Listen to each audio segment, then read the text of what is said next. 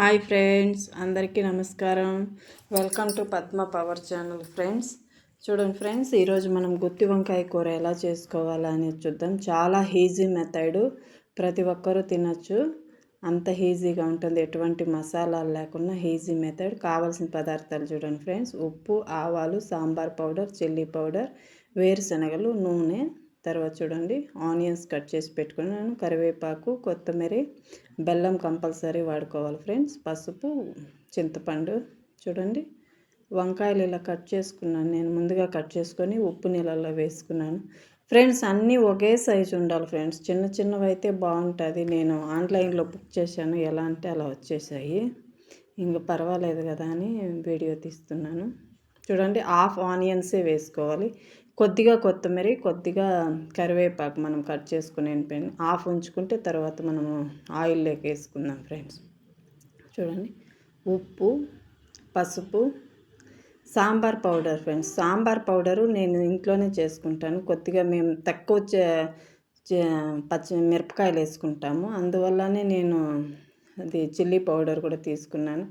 మనము కారం తక్కువైతే ఒకే సాంబార్ పౌడర్ ఒకటే చాలు, అసలు చిల్లీ పౌడర్ వేసుకోవాల్సిన అవసరమే లేదు.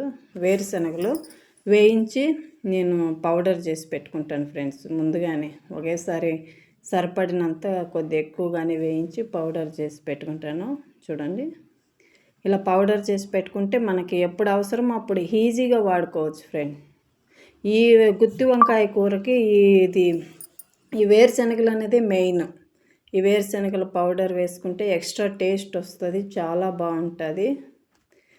ఇది చింతపండు అనేది ఫ్రెండ్స్, నాకు మా అత్తగారు సంవత్సరానికి అయ్యేంత గుజ్జు తీసి వాళ్ళు ఎలాగో తీసి నాకు పంపిస్తారు. నేను ఎప్పుడు వండినప్పుడు ఈ గుజ్జుని ఎలా ఈజీగా వేసుకునేయచ్చు. మనం ఇలా చింతపండు నానబెట్టి దాంట్లో నుంచి తీసుకునే అవసరం ఉండదు. మీరైతే అలానే చేసుకోండి, మీకు ఇలా గుజ్జు తీసుకునేది అవైలబుల్ లేకపోతే. చూడండి ఫ్రెండ్స్, దీన్ని ఇంత మంచిగా మిక్స్ చేసుకోవాలి. చేత్తోనే మిక్స్ చేసుకోండి, స్పూన్తో మిక్స్ చేస్తే అంత మంచిగా మిక్స్ అవ్వదు. చూడండి, మనం ఇప్పుడు స్టవ్ ఆన్ చేసుకొని కడాయి వేడయ్యేదానికి పెట్టుకుందాం ఫ్రెండ్స్. ఇదంతా మనం స్టఫ్ చేసుకునే లోపల మన కడాయి కూడా వేడవుతుంది కదా, మనకి ఈజీగా తొందరగా అయిపోతుంది ఫ్రెండ్స్. అందరికీ మంచిగా అర్థమయ్యేలాగా చెప్తున్నాను. చాలా అంటే చాలా టేస్టీగా ఉంటుంది. అందరూ ట్రై చేయండి, ట్రై చేసి నాకు కామెంట్ చేయండి ఫ్రెండ్స్, ఎలా వస్తుంది మన గుత్తి వంకాయ కూర అనేసి. చూడండి, ఇలా అన్నిటిలోకి మనం ఇలా స్టఫ్ చేసి పెట్టుకోవాలి ఫ్రెండ్స్. మన వీడియో మీకు నచ్చినట్లయితే ప్లీజ్ అందరూ సబ్స్క్రైబ్ చేసుకోండి ఫ్రెండ్స్. సబ్స్క్రైబ్ షేర్ చేసి లైక్ చేయండి ఫ్రెండ్స్, కామెంట్ కూడా చేయండి ఫ్రెండ్స్. కొత్తగా పెట్టాం కదా, మీరందరూ ఆదరించాలి ఫ్రెండ్స్. మీరందరూ ఆదరిస్తారని అనుకుంటున్నాను. చూడండి, ఇలా అన్నీ మనం స్టఫ్ చేసి పెట్టుకోవాలి ఫ్రెండ్స్. మీ సపోర్ట్ ఎంతో అవసరం ఉండాలి, సపోర్ట్ చేయండి ఫ్రెండ్స్ అందరూ. చూడండి, ఇలా మనం అన్నీ రెడీ చేసి పెట్టుకున్నాం కదా, ఆ లోపల మనకి కడాయి కూడా వేడైపోతుంది. చూడండి, ఈ గుత్తి వంకాయ కూర అనే దానికి కొద్దిగా ఆయిల్ ఎక్కువే పడుతుంది ఫ్రెండ్స్, అప్పుడే మనకి ఇది టేస్ట్ ఉంటుంది. చాలా వాటిలో తగ్గించుకొని ఇలాంటి వండేటప్పుడు మనం కొద్దిగా ఆయిల్ వేసుకుంటే ఏం ప్రాబ్లం ఉండదు, కొద్దిగా ఎక్కువే పడుతుంది. మీరు కూడా కొద్దిగా ఎక్కువ వేసుకోండి. తగ్గించాలంటే కూడా తగ్గించుకోవచ్చు, దాంట్లో ఏం ప్రాబ్లం లేదు. చూడండి, టేస్ట్ బాగానే ఉంటుంది. మేము కొద్దిగా ఎక్కువ వేసుకుంటాము. చూడండి, మనం మిగిలించుకున్నాం కదా ఆనియన్స్ అండ్ ఇది కరివేపాకు వేయించుకోవాలి.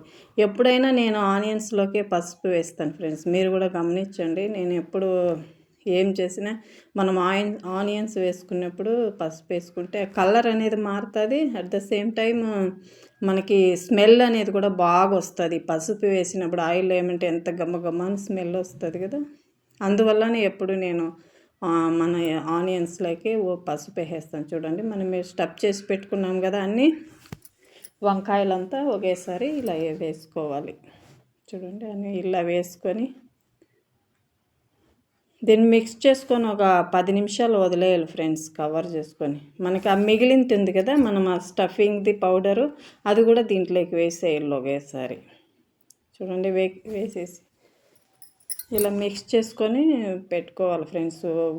అది కుక్ అయ్యేదానికి వదలాలి ఒక 10 నిమిషాలు. చూడండి ఇలా మిక్స్ చేసుకోండి ఫ్రెండ్స్.